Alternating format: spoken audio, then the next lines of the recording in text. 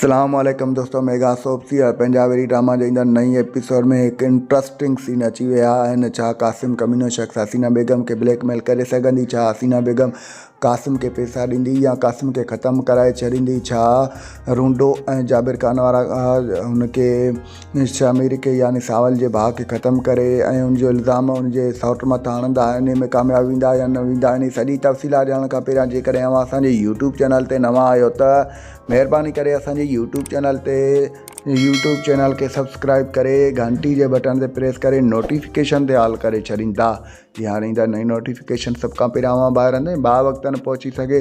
दोस्तों सब्सक्राइब ज़रूरु कंदा, छो जो अव्हांजो सब्सक्राइब करण सां को बैलेंस कोन थो करे। बहरहाल असांजी काफ़ी हौसला अफ़ज़ाई वधंदी आहे ऐं पंहिंजो क़ीमती राय कमेंट सेक्शन में ज़रूरु ॾींदा। हाणे हलूं था पंहिंजी मेन ॻाल्हि ॿोल तरफ़। जीअं त मेगा सोप सीरियल पंहिंजा वेरी ड्रामा जे ईंदा नई एपिसोड में हिकु इंट्रस्टिंग सीन अव्हांखे ॾिसण वटां मिलंदा त कासिम जीअं त तव्हांखे ॾिसण वटां मिलंदो त कासिम कमीनो शख़्स हसीना बेगम के ब्लैकमेल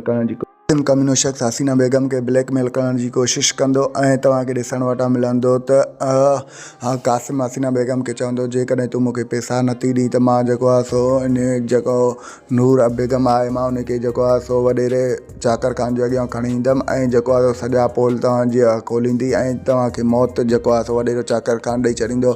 छा हाणे ॾिसण इहो दिलचस्प थियण वारो आहे त छा हसीना बेगम उनखे पैसा ॾींदी या न ॾींदी? हसीना बेगम जो प्लान आहे त जेको आहे सो मां उनखे ख़त्म कराए छॾियां। इहो ॾिसणु तमामु घणो दिलचस्प थियण वारो आहे। होॾां ॿई तरफ़ तव्हांखे ॾिसण वटां मिलंदो त होॾां रूंडो त होॾां जाबिर खान कमीनो शख़्स ॿई कमीना गॾिया आहिनि ऐं तव्हांखे ॾिसण वटां मिलंदो त जीअं त शामिर वॾे चाकर खान वटि आयो ऐं पंहिंजी भेण सां मिलणु आयो, उनखे वठणु आयो। बहरहाल तव्हांखे ॾिसण वटां मिलंदो त जेको आहे सो उनजो सौटु उन्हनि खे दावत ॾींदो आहे।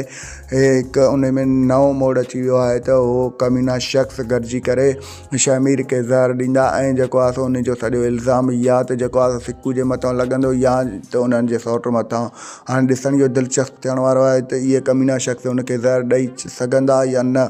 तव्हांजो छा राय आहिनि? सॼी डिटेल बाबति पंहिंजो क़ीमती राय कमेंट सेक्शन में ज़रूरु ॾींदा। असांखे इजाज़त रखंदा। पंहिंजो ख़्यालु। अल्लाह हाफ़िज़। Thanks for the watching. Javed Ali जलालानी।